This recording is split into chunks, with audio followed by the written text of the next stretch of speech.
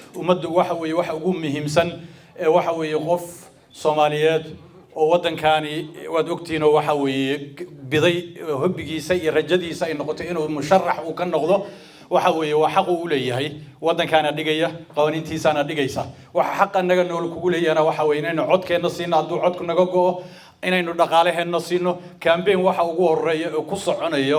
qof meesha ugu sarreeyay uu ku tagayo waa in waxa weeye la garab istaago oo loo noqdo moral in la dhiso dhaqaale ahaan lagu bixiyo waynu ku filan tahay inteena caawa meesha timid iyo in ka badanba waxa weeye juhdiga ugu horeeya campaign ku baxa waa dhaqaale weeye marka waxaan kale oo idin sheegayaa أنا هذا علومات مشرعين هورن دبرك كتابتين صباحي تعاون دبرك كتابنا يا غيرك الشيخ ودينا والسلام عليكم ورحمة الله وبركاته. سليمان عيسى إن ودياسين إنه خم النقطة سنة خم النقطة مركب حبوبة هي كعن وحبوبة هي رنة يعني هين مد سلافنا إن لك عن كبته سفع عن لوج عن كبته وإنه لما إنه شو تقول عليس كان أيوة أود إنه ده إنها صارنا وضي لما يرو إسلامه جدي كانوا ده إنها عليس كان نكاسين نخشوا صار لين إنه فلان كذا قال له إلهي إنه حنكر جينا إنه وحى إنه دمع ربنا أو إنه نكاس لا تجعل هاي إلهي إنه هو فشيو سجى وحبيحية اتكلم وحلا جماله أساوي جلها وحلا جهلا وحنا نوبه هنا جودي حوج له إنه صاروا جودي قاسوا أن كسر صار إنه وليس كانوا صار إنه نكا ما تسوى صار وحنا نقول صار إنه وحنا فعية وفينا وفعية ضدكنا ولا يسيقان ضدك مجال الشوقة على سكوي قان نول بق نوع ويهي نول بق قوانت سوى لي يقان نول بسوق مثلا دقن بولي هي من كان اللي هذا مثلا سليمان وننا قون له وننا متعلمة ونما رجيني نمشي ونوصل كل إن وحنا وكسر بحية إلهي وحنا كرجيني نمشي إنه درسنا إلى إسنا إنه إلهي أفضل ذي وحول بنا وحيكون في عين مركز حرادنا يسيد إلهي وحيري هل يستوى الذين يعلمون والذين لا يعلمون وركوا قونت لا يكون قونت لا هين مسكون ده إلهي سجى زوجة قل بل عليه وير ما سنة مركز هذين واحد دوران إنه أينو دوران نقف أفكي سوى حين وكسر قبل كره وأقول له إلهي أفضل وحين ودرسني مركب وحالينا كربا إنك واجب كأن سارن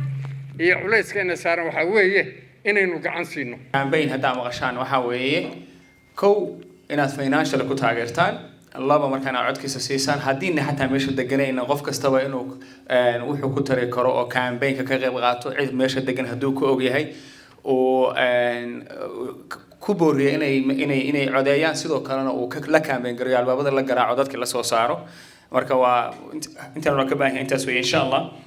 طبعا وحن هدنا ربائنا ضد خياره وحجرده وكلمته هذا الكود يواند أنو بهنا هيبقى نجبوها إن شاء الله حكسر دوينا يا جراد خضر محمود حسين وكم إذا أضياش غير من الصوت برشدنا اللي هذا هاي كسر دوين إن شاء الله تدوينا حفلة كسوق قيب قلي إنه كنت هجرين ولالكين سليمان عيسى نندل يرى وهودي وددوينه ويهي قفكي أوبانا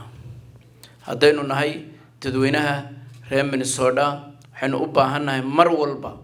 قفكي دل يرى كوميونيتي إنه حقبته دياروا هودا مر والبا وحويان إن أن تاجرنا سشرف له erayadii ay sheegeen dadkii igu horeeyay weeyaan marka insha Allah bilal kareem idinku aad u mahadsan dhamaantiin inagoo ognahay waqtiga xaadirka xaaladaha aynu ku jirno oo adduunka oo dhan wareer badan ka jiro oo COVID-19 kan u dhibaato dadka ku hayo aad baad u mahadsantihiin waqtiga aad soo geliseen inaad walaalkiin Saleebaan Ciise inaad taageertaan aad baad ugu mahadsantihiin khaas ahaan dumarka aad bay u mahadsanyihiin insha Allah waxaan rajaynaynaa inuu ku guuleysto bilal kareem marka waxaan ka codsanaynaa inaad taageero wanaagsan aad siisaan oo qof walba aad ka soo qayb qaadato volunteerka qofkan socon karin ee volunteer keel karin waa inuu afka ku soo taageeraa qofka dariskiisa ee raba inuu food gareeyo waa inuu foodka ka qayb gal oo inta kaliya telefoon lagu wada xiriiraan waxyaalo badan baa casri baa lagu jiraa waa inuu ka qayb galaa marka anigoo aad ugu dheeraaday waxaan leeyahay Saleebaan walaal insha Allah ama adeer waad guuleysan doontaa haddii Ilaahay yidhaaho. Now I wanted to call Henry. Henry's role in the campaign is public relations, so please welcome Henry to say a few words here. And I think we have a really good chance of beating Bobby Joe Champion. Suleiman's platform is much more progressive, and I think his policies will, dramatically improve life in North Minneapolis. Policies such as funding emergency mental health clinics,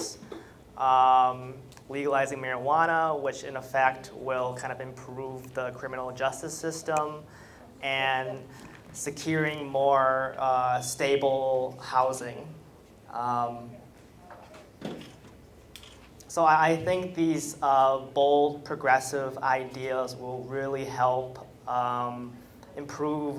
people's lives in North Minneapolis. waxaan u yeerayaa Saadiyo Bahama. haddaan magaca qalde ka raali ahaada I want to Saadiyo, please welcome here. Thanks. Welcome Saadiyo here. So mahadsanid magacaygu waa Saadiyo ninaas waa Bahama waxa ahay ina xirsi boqor waxaan maanta joogaa inaan taageero Suleiman walaalkay waxaan rabaa inaan tuso dhalinyarteena inaan ka qayb galayno inaan wiilka walaalkeena booskan gelino ninku ka tartamayana waa nin oo non-profitaha hataa iyo businessaha Soomaaliyeed oo 10 sano ka badan dulminaya hoos so waxaan jeclaan lahayn inaan ninka meesha ka bixino insha Allah waxaan waxaan ku pray garanayaa in Suleiman inuu ku guuleysto inay garan noqo Soomaaliga in yar. So thank you guys very much. hadda insha Allah waxaan rabaa isagan inaan ku soo dhaweeyo oo mikrofoonka ku soo dhaweeyo waa sii wadanayna insha Allah. waxaan u yeerayaa Cabdi Caydiid Shire waa gudoomiyaha Danwadaag waa garanaysaa baan u maleynayaa dadkiinaasi waxyaalaha ay qabteen iyo waxyaalaha ay achieve gareeyeen runtiina waa guddiga isu tagay Soomaaliyeed oo gobolka especially gobolka Baro Omaynay u badan yahay laakiin kole wax badan bay achieve gareeyeen waa wax jeebkooda ka yimid aad u maasay. Saleebaan waa nin dhalinyaro ah sida hadda meesha ka muuqata maadaama nin dhalinyaro yahay waxaan horta u mahadcelinayaa qof kasta oo Minnesota iyo guud ahaan Mareykankaba iska sharaxay ama wax noqday ama aan waxba noqon intaba waa mahadcelinayaa waayo tusaale waxay u yihiin dadka aynu meeshan ku korinayno oo aynu ku dhalnay markaan Saleebaan u soo laabto Saleebaan wuxuu ka sharaxan yahay North Minneapolis ilaa Elliot laga bilaabo maxaa inoogu jira yaa la tartamaya muxuu yahay wuxuu inoo sheegay inoo qabanayo kow horta meeshaas waxay noqonaysaa meelaha ugu qaalisan magaaladan Minneapolis runta marka laga hadlo waayo waxa ku fidaya downtown Minneapolis baa ku fidaya waxaan ka gadan doonaa marka businessyo ila dad Soomaaliyeed oo businesska jecel baynu nahay waxaynu ku yeelan doonaa number of organizations sida meesha uu hadda inoo sheegay inuu inaga caawin doono waayo activist inaynu meesha geysano degno guryo ku yeelano community members ka noqono aynu degno inaa la inaga rabaa iba furka qofka yaqaana iba furka waxa la dhahaa wixii xirnaa qofka furaya sida dadkii markii hore ee Minneapolis aysan lahayn waxaan Maxamuud Wardheer oo kale tusaale 2011 isagu iba furka u ahaa buu Saleebaan iyo fur ugu yahay hal mar u sacbiya geesinimada uu muujiyay inaga oo crime ka leedahay. And now I would like to call Bonnie Jenga. He is a Hennepin County Board Commissioner candidate, District 5. That's Bloomington, Richville, and Edinburgh. Please welcome. Assalamu alaikum warahmatullahi wabarakatuh. My name is Bonnie Jenga. I'm a candidate for Hennepin County Board of Commissioners District 5. That's Bloomington, Eden Prairie, and Richfield. And I want to focus on policy issue as one of your public policies focused on. And there are a few things that one is adoption and foster homes in our Muslim communities. And so many of our kids who are Muslims have been adopted in homes that are not Muslims for the last almost 10 years or so. And one of our state representative, Rena Moran, has a bill that has been stuck in the Senate. And this is why I want to work closely with Suleiman. Because if we can get Suleiman in, we'll be able to change such policies that our own kids should be adopted or fostered in our own communities rather than being fostered outside our communities. Secondly, I want to focus on foster homes. I would also want people who are Muslims, please register to foster our kids, and with Hennepin County especially. Because if you're not registering to foster kids, actually, if you have let's say like two salaries, please register to foster kids. Because if you don't register to foster kids, these kids are going to be adopted by people who are not Muslims. Secondly, one last point is that I want to focus on Suleiman. I've known him for a couple of years now, and I believe that he can win this seat, but he can only win this seat if you send absentee voting right now. The absentee voting is open right now. It's open on May 13th, right? So please, if you have not sent in your absentee voting, please do. And I want to finish up saying that I'm a candidate for Hennepin County Board of Commissioners on District 5, and that's Bloomington, Eden Prairie, and Richfield. Thank you so much. هذا waxaan u yeerayaa in sha Allah ta'ala Sheikh Maxamed Shucayb suu kalmada halkaan uga haboon u yiraahdo walaalayaal waa idin salaamay waxaan si khaas ah u salaamayaa walaalkay Sulaymaan Ciise oo barnaamijkan doorashada iyo tartanka u istaagay anu laba kalmadood in sha Allah ta'ala idin leeyahay kalmada koobaad qofka bini aadanka waxa haboon intuu nool yahay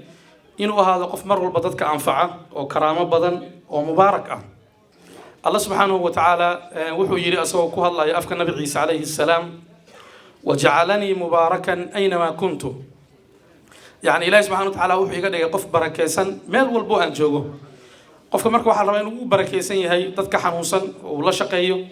قفكي ظلما وعدالة للراديو قفكي بهي هيس وعمت للراديو كي أنا قون عن لهن أو وحبرشة ولا سميه قف بركيسا النبي صلى الله عليه وسلم وحو يري حديث إمام مسلم يورين إمام الترمذي أحب الناس إلى الله أنفعهم للناس إلهي بلادك وجعل هاي قوة ضدك أنفعه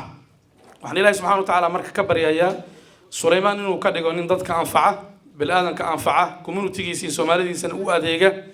إنه الله سبحانه وتعالى وكده قف بركة سن ما يشو تجوا بركة ولا تجوا سودويني عبد القادر عمر يوسف إنه كلمة سيرة هذه أدوات ما سنتين هذه كريد الغات إن شاء الله.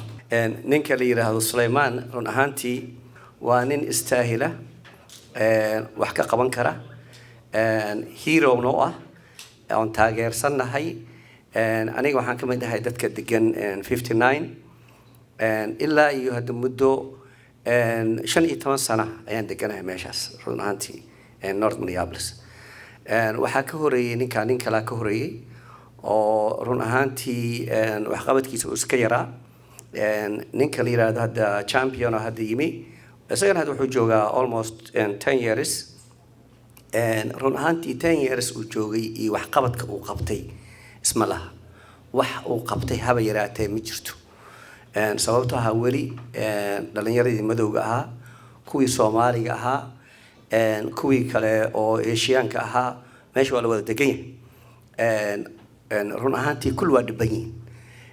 nin high schoolkii ka baxay oo aan shaqo hayn kuwa jaamacadihii maaragtay intay ka soo baxeen aan shaqo hayn kuwa xabsi soo galay oo aan lagu sameyn rehabilitation lagu sameyn dad waayeel ah oo resourcigii iyo noloshii iyo ay u baahanayeen aan helin guryihii oo kuwii la dhisay 1949kii ama 45kii after second world oo adduunka ka dhacay ilaa iyo hadda taagan oo aan remodeling lagu sameyn waxyaabahaas oo dhan taagan marka ninka kaliya wax ka qaban kara waa Sulaymaan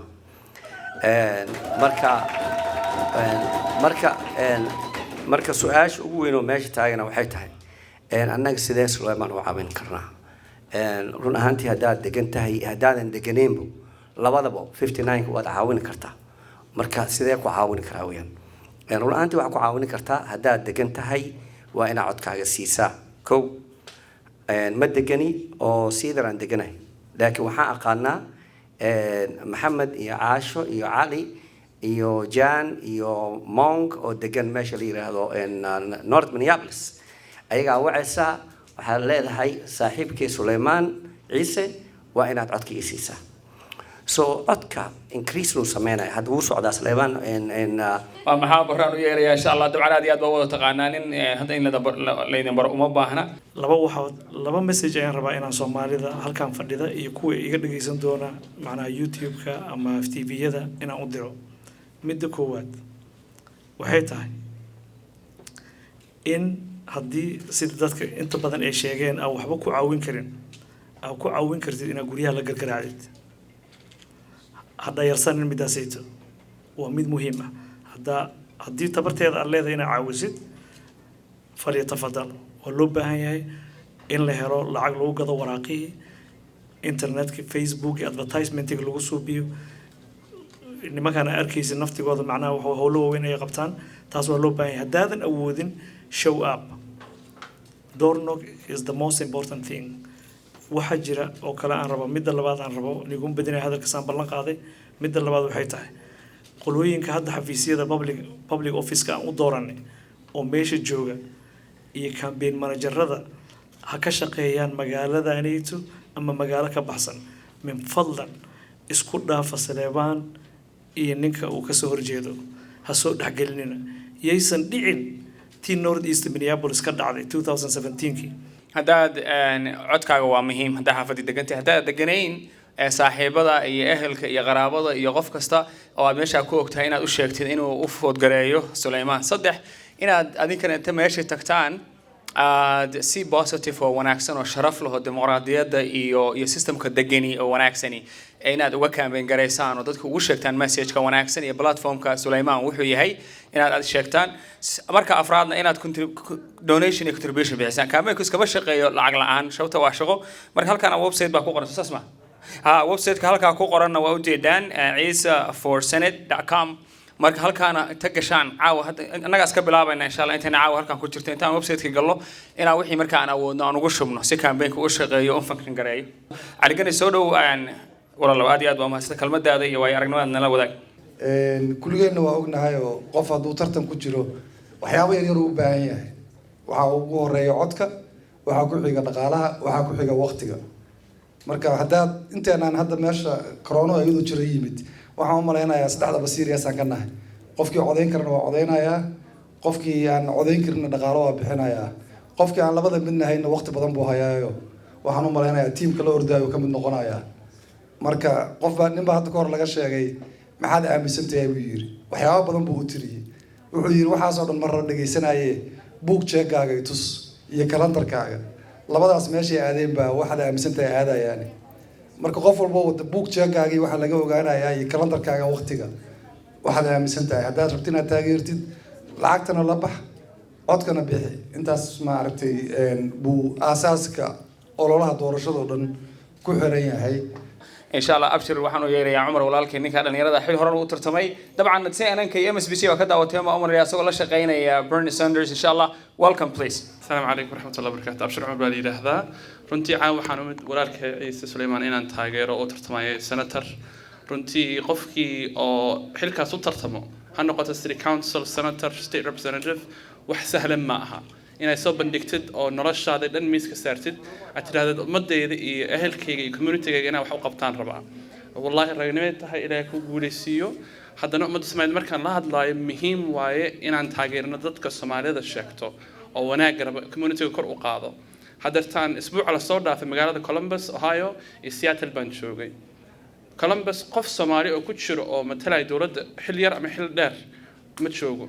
Seattle hal wiil Soomaali baa maanta city council ku jira magaalada Takwila laakiin maanta fursad waxay ku leeyihiin ummadda Soomaaliyeed reer Minneapolis laba xildhibaan baa leedahay baarlamaanka ugu jiro hadartan Umar Fatax baa soo socda iyo walaalkay Umar Suleymaan Ciise Suleymaan Arbaan ku darno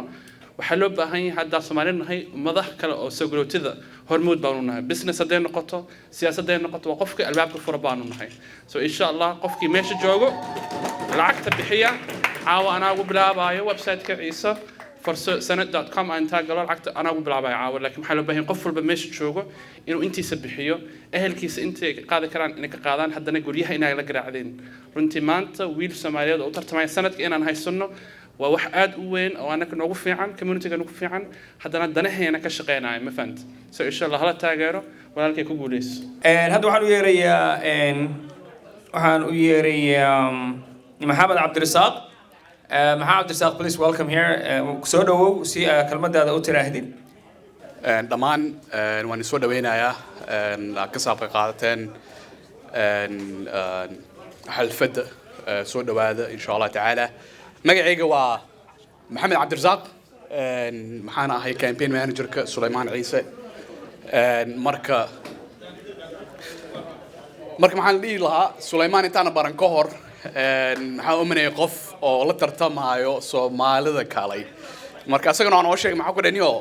kudigin waa inay dhaxaysiinay ya marka ii kala saar ward ka tahay district ka tahay halka ordaysa wixii markaan bartay maxay ugu qaadatay literally hal minute inaan go'aan gaaro oo aan dhaho waan ku taageerayaa ha noqoto fikrad dhaqaalaha noqoto xagga cilmiga ha noqoto waxay noqotoba because nin walaalkayga in adeerkayga baa tahay xagga Soomaalinimada xagga muslimnimada marka si walba aan ku taageeri karo aan ku taageerayaa marka halkaan saan baa u taaganahay intaan si baranay wallahi alcadiim waa qof oo hadee qiimo leh oo very valuable hadda laga hadlo community ahaan hadda laga hadlo is very valuable ahaan hadda waan la socotiin xaaladda North Minneapolis Soomaalidii baa ku saabatay marka insha Allah taala Soomaali markay ku saabateen dhibaato taabsanaya marka qofkii oo ay ka metel lahaayeen mis fahmayo dhaqan ahaan mis fahmayo luqad ahaan mis fahmayo meesha dhibaato ka iimaanayso tan kale oo jirto maxaa waaye qofkaan muddo badan meeshu haystay waa very comfortable gaari qofka haduu wada magaranaysa oo barbaranayo xoogu saara moogta gaari inuu barto suu haba gees wala dhicin laakiin qofka gaariga markuu barto lazinimaaga qaadayso very comfortable noqonaa samaho sidii waa meesha marka wax isbedel ma jiro dadkii hadday tacabsadeen oo dhaho dhibaato baa jirto wixii ma la dhageysanaa fikradda automatically shut down baa leeyahay samaho marka Suleymaan waa ina qof ku tiirsan karo waa inuu noqdo community-ga waa leenahay waa la soconaa aad u maasantiin marka Suleymaan saaxiib walaalkayga next senator of district 59 bow soo dhaw horta qof walba waa u mahadnaqay inay imaateen waqtiga qaaliga ah soo qaadateen ayadoo jiro cudur la kala fogaado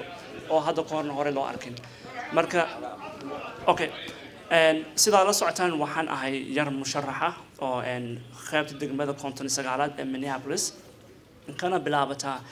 meesha lagu yaqaano Elliott Park sarahan 15 iyo downtown Minneapolis oo dhan ilaa North Minneapolis meesha uu ku dhamaado qaybna ka soo celiyo wabiga qaybna kala soo celiso xaafadda Golden Valley qaybta shishana uu 252ga iyo Brooklyn Park meesha uu kala baxaan baan u ordayaa marka waaga yara qof siyaasad jecel ma ahan maadaama Soomaali ahay soo arkay Soomaali civil war inuu ka dhacay Mareykan imaanay qaxooti noqonay waxbarashada hoos ka soo bilawnay hooyooyinkana nagu soo wada dhibtoodeen maadaama Soomaali nahay hooyooyinka laf dhabar noo ahaa marka jaamacadda markaan ka baxay waxaan arkay waxyaabo badan oo cunsurinimo sheekaan sheegi doonaa markaa jaamacadda dhiganay sanadkayga ugu dambeeyay waxaa imaaday company badan oo waxay rabeen ardayda qalin jabinaysa inay siiyaan internship ama shaqooyinkii baa tagay anigii laba wiil oo kale Soomaaliya ka ahaan iyo dhowr qof oo kale madow ah shaqooyinkii dhan lama siinin bilka bacdi baa tagnay shaqooyinka hadana lama siinin habeenkii classada finance ka qaadanay marka ku laabanay ba ardaydii annaga cadaankeed oo xitaa tuurar gareyn jirnay baa waxay shaqadii ma heshay markaas waxa ku ma aanan helin see ku dhacday waa qadaana tuurar gareeya luqadda waa ku hadli kartaa xisaabtii sida loo dejiyo finance in waa taqaanaaye maxaa u heli weysay waxa yar ma aqaan laakiin ma qornayn marka maalin bas aruursanay waxa ogolaanay inaan u tagno naagta directorada ka ah career office-ka oo jaamacadda waxa ku dhahnay sanad walba waxa keentaan company ardayda dhigata jaamacadda aan weynaa even 1% shaqadana lama siiyo ee maxaa dhacay waxay ila gashay sheekooyin ah anaga markii company loo yeeriyo kale diversity-ga waa ku kula talina company-yada in ay siiyaan dadka minority-ga laakiin lama xisaabtano marka waxaa yar maxaa oo la xisaabtami weyseen haddii kun shaqo la bixiyey oo hal qof oo madow ku jirin soo taa ma aha kelmadda su-aala kambaniyada waxay ku tiri waxaa hadalka kugu soo gaabinaya kambaniyada markay soo dirsadaan qofka dadka u shaqaalaysiiya dadka maskaxda waxaa ugu jirta sawirkaasoo noqon kara gabar cad ama gabar muxuu ahaa nin cad mid dhexyar mid dheer oo ahayn minority marka taa daraaddeed ma dhexgeli karna maskaxdooda sawirka ugu jira meesha marka anna waxaa ugu jawaabnay xisaabtan haddaad la imaan laheedeen oo dhihi laheedeen kun qof baa shaqo la siiyey ugu yaraan 250 ka dhiga dadka laga badan yahay way isbedeli lahayd marka maalinkaas ogaada inay waddanka cusurnimo ka jirtay hadda markii madaxweynaha uu noqday Trump Soomaalidiina muxuu uu afka saaray cadowtinimadana soo badatay taas ay ugu dhiirigelisay inaan soo istaago oo aan noqdo qof musharaxa marka boosaska waa fiiriyay qaybta deganaha aniga waa downtownka marka fiiriyay dadkeena in ay ku dhibaataysan yihiin waa dib baa u baaray dhibaatooyinka noogu badan oo na haysta haddaa fiiriso waa dhanka waxbarashada siiba waxaa la yiri guriga waxaa laga dhisaa hoosta kor lagama dhiso markii ciyaalkii lagala dagaalamo waxbarashada dugsiga hoose dugsiga dhexe iyo dugsiga sare cunugii wuxuu noqonayaa qof aadi kara jaamacadda markii jaamacaddii aad tagtid oo GPA-gaaga ugu hooseeya resume ma qoran kartid SA-ga jaamacadda loo galayna ma taqaanaa sida loo qoro taa cunugii waxay ku keenaysaa niyad-jab marka niyad-jab ku keento waalidkiina iska yihiin dad danyar ah ciyaalkii waxaa laga yaabaa marka dadku annaga waxaa dhanaa qofkii ugu waashay ama qof weyn baa isku buuqay laakiin dadka teenagerka ama dadka dhalinyarta ah waxaa ku dhaca buuq ugu badan oo nafsadooda markii qofkii uu waayo shaqo markii qofkii uu waayo muxuu ahaa waxbarasho inuu gaaro jaamacaduhu rajeynayay markii uu wax uu hooyadiis ee maalin badan canaananayso oo qof waayo ama qof waalid oo maskiina oo ku soo tacbeelay waxay noqonaysaa markaas inay galaan daroogada ciyaalkeeni daroogada lagama muxuu ahaa lagama baro wax iyo sidii wax u yeeli doonto hadday galaan oo khalad u dhacana ma haysano qorshayaal oo aan kula tacaano qofkii sidii aan uga soo saarnayn daroogada oo uga dhigleen qof xayi ah oo shaqayso lala tacaalo sababta keenaysa taasna waxay tahay ma haysano lacagaa lagu bixiyaa waxaan kambaniyada way jiraan ciyaalada cadaanka ku dhici jireen laakiin annagii qof noo dagaala ma haysano marka meesha waxaa wax lagu qaybsadaa sharci dejinta gobolka marka wuxuu leeyahay laba aqalka hoose iyo aqalka sare hadda alxamdulillah wiil iyo gabar baa noo galay aqalka hoose oo gobolkeena laakiin sharci walba ay soo qoraan waxaa ka maqanahay aqalkii sare markii sharciyada la wada keenay la yiraahdo 100 sharci baa la soo saaray way ka saarayaan kuwa xitaa hoos laga soo gudbiyay marka haddii aan ka helno marka qofna matala taa wax bay bedelaysaa oo waxaa yeelanaynaa cod aan ku dagaalano hadda aniga kaliya musharax ma ihi markii la fiiriyo aqalka sare dadku ordaya waxaa ka mid ah yarka Cumar Fatax oo eeridan ka ordaya waxaa ka mid ah gabar oo Sahra Odewa oo xaafadaha shishe ka ordaysa ayadana marka waan markii ugu horreysay 3 qof oo Soomaali ah ee u soo baxdo insha Allah hadduu horta khayr noogu jiro Ilaahay ha na siiyo hadduu noogu jirno Ilaahay ha naga qabto midda kale cudurkan wuxuu soo saaray ceebo badan ceebaha oo ah dadka businessyada leh haddaa fiirino gobolkan Soomaalida waxaa imaanay 90yadii maadaama imaanay 90yadii dadku minority ugu badan ay ahayn waxaa xasuusta 1999 markaa meeshan imaaday half of downtown Minneapolis ma jirin freewayda waxay wada ahaan jireen labo haddana waa arkaysaa waxay ku soo baxday Minneapolis magaalooyinka ee Mareykanka ku dhaartaan intaas waxay keentay dad cadaan ah inay ka soo guuraan gobollo kale ama tuulooyin oo ku bilaabaan cunsuri ah dadkan waa ku meel gaarteen si ooga saartaan hadda cudurkii markuu dhacay businessadii Soomaalida lacagihii waa loo diiday maalin dhaweed waa arkaysaa reportka la soo saaray Wells Fargo markii la bixiyay Paycheck Protection Programka almost 100% oo lacagta la bixiyay kambaniyada cadaanka oo loo fasaxay kuwii minority-gana lacagta laga saaray taas waxay keentay in dawladda federaalka ay furto dacwo ah midabta koor laakiin gobolkii ma haysano qof noo furo dacwadii marka taas markii ay aragtid iyo cunsurnimadii hore u soo jirtay mararka qaarkood dadka Soomaalida waxaa leedahay maxay ugu ordaan businesska haddii lagu qiyaaso gobolkeena inaan deganahay 200,000 laga yaabay 100,000 oo shaqaysa inay 80 ka mid ah u shaqaysa dad Soomaaliyeed hadday yihiin hooyada bacalaha gada hadduu yahay qof dhigaysa hadduu yahay iskuul hadduu yahay dugsiga quraanka la dhigo iyo dadka ay shaqaaleysiyaan hadday yihiin kuwa tagaasida wada ama Uber-ka wada ama maqaayadaha aan leenahay taa marka aragtid cudurkeena dhacay lacagihii laga xanibay waa u jirtaa meel walba in laga dagaalamayo midda kale ayaamahan waa aragteen masiibana soo gashay oo la yiraahdo cunugii madowga qorta lagu saaray George Floyd waxaanoo kaleeto soomaalida hadda aaminsan naguma dhacayaan way nagu dhaceen way nagu dhici jireen waxaa xasuustaa sanadkii 2002 wiil Soomaaliya wuxuu soo qaatay birta shaag looga bedelo baabuurta oo xoogaa madax looga jiray cunugii askartii xabadda way ku fureen waxay yiraahdeen nafteena difaacina marka haddii intaas askar la keenay oo qoryo wato xitaa bahashi xabadda ka celinaysa qaba see iskaga u leedahay nafteeda khatar la gelinin baabuur shaaga wata taas markii laga soo tago waad aragteen sanadii horeeto wiilka Soomaaliga oo yiraahdo Isaac oo lagu diray xaafadda Bloomington ilaa hadda qof u dooda ma laha Soomaalida marka waa qeyl khayna laakiin marka afiyano dharkan sharciga qof u doodaya male qof xildhibaan ah ama qof senator ama governor xitaa ma jiro wuxuu ka dhigayaa qof baqti lagu dilay maashi marka taa waxay keenaysaa in aan meel walba isku dhiirigelino in aan oranno oo aan iska celino dadka oo cod ay yeelano haddaan ka maqanahay meesha sharciga lagu dejiyo waana loo talin qofkan waa lagu cunsuraynayaa midda kaleeto oo dadka Soomaalida in ay ka wada mid yihiin waa arrinta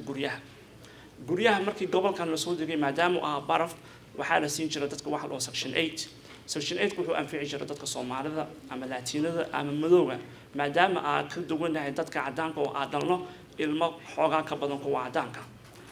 markuu gobolkii dhaqaale yeeshay guriyihii waxay soo dhijeen inay dhahaan section 8 ma qaadanayno taas waxay ooladan leeyihiin in dadka minority-ga ay ka baxaan ama la dhaho voucherkii lama bixinayo hooyooyinkii way fakareen waxay aadeen gobollo kale way soo qaateen markay soo qaateenna waxaa yireen ma bixino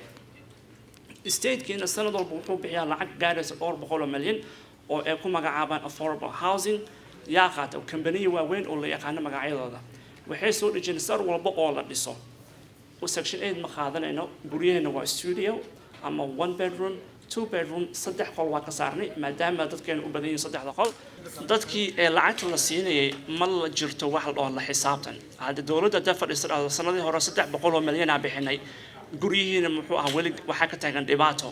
wax ka fikraya ma laha waxa la rabaa dadka in la yiraahdo waayihiin affordable waxa qaadana wax la yiraahdo section 42 hadda u sii faraacdaan dib waa cunsuriyeen kale oo loogu talagalay dadka cadaanka siiba ardayda hadda jaamacadaha ka soo qalin jibiyay in ay guriga la siiyo la yiraahdo dhaqaalaha kama hoos dhici karo kama soo qaad 35,000 42,000 hadduu kor u dhaafo uma qalmatid taas waxay ku tusaysaa family inay sanaysan dhaqaalaha soo kaleeto la sii ceeriyo hadda fiirsan magaaladan waxa sar qurux badan oo taagan 80% waa vacant waa qof degan ma jirto laakiin waxay rabaan lacagta ka soo qaado dawladda qofkeena ha siinin adiga mar walba waa helaysaa markaa canshuuriye xareysay ninka aan la tartamayo wuxuu isku waa la hadalay xitaa maalin baa nala soo hadlo wuxuu yiri inaa waxaa rabaa ka artid muxuu ahaa tartanka dadkii xitaa delegate-kan intuu wuxuu ku yiri lacagaa ku bixinaa guryaha su-aashu ka jawaabi waaya waxay ahayd 300 milyan daa sanadii hore bixisay la xisaabtan ma jira 300 milyan oo baxday meeqaa aaday dad minority ah oo developer ah ama guryo leh in lagu taageero sida dadkooda u baahid uga bixiyaan wuxuu yiri kama jawaabi kari soo marka waxa ka dhigan tahay sawir kursiga iska fadhiyo iska saxiixa wax laakiin dabaqal ku sameeyeen marka taas way u kaliftay in aan dhex galo muxuu ahaa siyaasadda dadka businessadan u dagaalamo hadday tahay kuwa dantooda u shaqaysta oo ku xirneen dhanka healthcare-ka iyo kuwa ku xiran healthcare-ka hadda haddii hal qof oo Soomaaliya daycare leh ama adult daycare leh ama home care uu khalad yar galo sumcad darada lagu sameeyo waxa waa in television-ka lagu soo qoro magacaaga oo saddexan wali laakiin ajnabiga ugu badan dambiga ay galaan laakiin waxa la siiyaa citations iyo in la dhaho khaladka waa gashay ka soo fakar haddii la fiiriyo caafimaadka ugu tuuga badan isbitaalada ugu mid ah Fairview sanadkii meeqa milyan buu dhacaa laakiin lama dabagalay laakiin qofka Soomaaliga waxa la uu tabar yar yahay hadaa ku joogsato uu iska carari doonaaye adiga baleeyso marka insha Allah dadkeena 10 sano la soo dhaafay way ku soo bateen Northka maadaama guryalaan ka dhacday Southka xaggay degeen qaxootiga badanaa waxa la dhijiray khabriye bay xabaamaada dad baa guryo ka dhistay dad kala imaaday sharcigii bay wada qaateen laakiin ma haystaan qof matala ama qof xuquuqdooda u dagaalama marka taas baa ugu dhalaysay inaa ordo oo dadka Soomaalida weydiisto codkooda marka sidoo Henry sheegay fursadda ay haysan in aan ninkan kaga qaadno booska waa fursad fiican waana markii ugu horeysay oo qof immigrant ah ama Soomaali uu ka soo baxo dhankaas oo la tartama madowgana markaa dhex galnay ayagii baa sii kala baxbaxay waxay leeyihiin kuwa waayeel ama dad waaweyn oo ninkan waxa uu taageersanaa madownimo wuxuu ha sameeyo wax qaldan ama wax saxan ha sameeyo wax kaa galay ma leh iyo kuwo waxaa ku imaanaya dad yaryar ah oo kule niyahu waa ku taageerayaa markii codaynta imaato kuwa saddexaadna waxay yihiin kuwa la waa ku taageeri laakiin kuma codayn karo waaga yaraaba waxaa lagu qabtay xashiish yar anoo cabiya iskuulka dhigto waxba ahayn sharciga waxaa la igeliyay dambiye iyo falan mana shaqaysan karo mana codayn karo laakiin ku taageeri iyo kuwa afraad madowga ah oo kule annaga ma codayno mana galno siyaasad waxaa la dhahaa diin ka mid ah masiixiga oo la yiraahdo Jehovah's Witness oo waxaan wax walba adduunyada ka dhaca ilaahayna un baa sixi doona xitaa haddii ay rogmanayso ilaahayna un baa sixi doona marka kumana taageerayno kaamina soo horjeesanayno marka haddii dadkeena Soomaalida isku xirnaano ay taageertaan codkiinana aad dhiibataan insha Allah waa ka qaadan doona hadduu khayr noogu jiro sanadkan wali waa sanad dadka codeyn doona ay ka badan yihiin sanadadii hore markii soo dhaafay madaxweynenimada sababtoo ah ninka madaxweynaha noo ah dad badan baa qaati ka taagan oo awalkii hore codeyn oo cil u qaba maadaama uu yahay nin iska hadla oo cunsuriyiin ka buuxdo marka maadaama ay noqonayso sanad dadka ay muxuu ahaa dhiigooda kacsan yahay in ay ka qaadaan ninkan waxaan isku daynaa marka annagana inaan soo baxno oo markaana marka hadduu ilaahay ugu guuleysiyo noqdo qofkii Soomaalida u soo dhicin lahaa codkooda asagoo madaxda kaleeto oo qalbiga furan intuu la tashto dhahayo okay businessadana waxaan u baahan yihiin ururo waxa u baahanahay non profit ah hadday noqoto iskuulada hadday noqoto masaajidada hadday noqoto muxuu ahaa kuwa iskuulka after school programs ilmahana ka caawiya hadday noqoto kuwa dadka shaqada tababara oo ma aha tababar saamba loo bixiyaa form xirfad dadka waxay isku dhaafeen xirfadda haddaadan ahayn farsamo yaqaan waxa u baahan tahay xirfad kale oo computer ah ama maskaxda ama cilmigaaga ku shaqaysatid marka labadaba waxa u baahan inta lacag u soo dhicino dad annaga naga soo baxo aqoonta ilaahan waa u shaqaalaysiino aadahano bal dadkeena fursadna muxuu ahaa siya ay ku bartaan xirfado iyo farsamada wax walba noqon kartaa guriga la dhisaa kamid ah kan gaariga dhisaa kamid ah waxaas oo dhan marka insha Allah hadduu khayr noogu jiro ilaahay uu guuleysiyo idinkoo dhan waxaan iga rajaynayaa inay taageertaan haddii idan deganeen area-dana aan dadka gaarsiisan kuwii codayn kara ama kuwii muxuu ahaa heesta qaraabo ama saaxiibo degan meesha Soomaalida waa in isku wada taqaana annagu un baa israasan laakiin haddii la isu sii galo kulligeena dhanba waxaa wadanahay dad wax isu wada ah marka insha Allah tacaala taas baan ni rajaynayaa dadka kale oo Soomaalida oo soo baxayna taageera muxuu ahaa musharaxa badan waaye marka qofkii soo baxaba Soomaalidu u soo bixi marka meel nin Soomaali ka xigana wuu kaaga sokayaa nin ajnabi ah marka taa daraadeed waxaan rajaynayaa marka doorasho wacan inay soo taageertaan ilaahayna naga saaro cudurka nahaya iyo muxuu ahaa cunsurnimada lagu hayo annaga iyo ilmaheennaba hadduu waa la yiraahdo assalaamu calaykum